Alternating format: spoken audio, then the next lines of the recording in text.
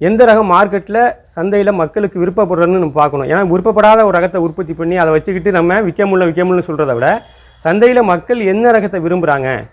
இப்போ சிவப்பரிசிங்கிறத விட சிவப்பரிசி அப்பப்போ பயன்படுத்துகிறாங்க, 5 கிலோ 4 கிலோ தான் வாங்குறாங்க.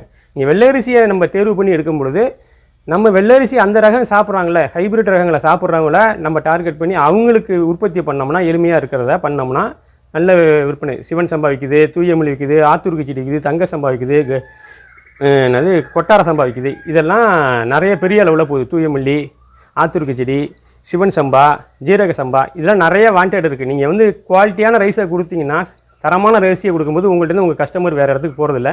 நம்ம கஸ்டமர் எங்கேயோ இருக்கிறாங்கன்ட்டு நம்ம வந்து அந்த இதில் எந்த மாற்றமும் செய்கிறதே கிடையாது. ஏன்னா அடுத்த இடம் நம்மகிட்ட அந்த கஸ்டமர் வாங்கணும்.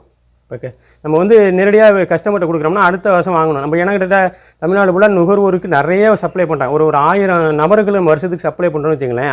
அந்த நபர்களுக்கெல்லாம் திருப்பி நம்மள்ட்ட தான் வாங்குறாங்க. அவங்க வாங்குறதுனால அவங்களுக்கே ஒரு திருப்தி இருக்குது. நம்மள்ட்ட கேட்குறாங்க, இந்த அரிசி வந்து வேறு இடத்துல வாங்கினா இதே மாதிரி இருக்க மாட்டேங்குது அப்படின்னு கேட்கும்போது நம்மள்ட்டே கண்டினியூ பண்ணுறாங்க. இதில் வந்து சந்தையில் வந்து விதைங்கிறது ரேட்டு இல்லைங்க. விதை வந்து நல்ல ரேட்டு கொடுக்குறங்கிறது இல்லை, குவாலிட்டியாக கொடுக்கும்போது நீங்கள் சொன்ன விதைக்கு நம்ம விவசாயம் இதெல்லாம் சக்ஸஸ் பண்ண முடியுது. என்னென்னா என்ன விலைக்கு விற்கணும் நம்ம முடிவு பண்ணோம். ஏன்னா எவ்வளோ பொருள் உற்பத்தி பண்ணி இது பண்ணுறத நம்ம பொருளை நம்ம விலைக்கு நம்ம கட்டுப்படியான விலைக்கு கொடுக்குறோம்னா, நியாயமான விலைக்கு கொடுக்கும்போது நம்மள்ட்ட வாங்கி சாப்பிட்ற நபர்கள் அதிகமாக இருக்கிறார்கள்.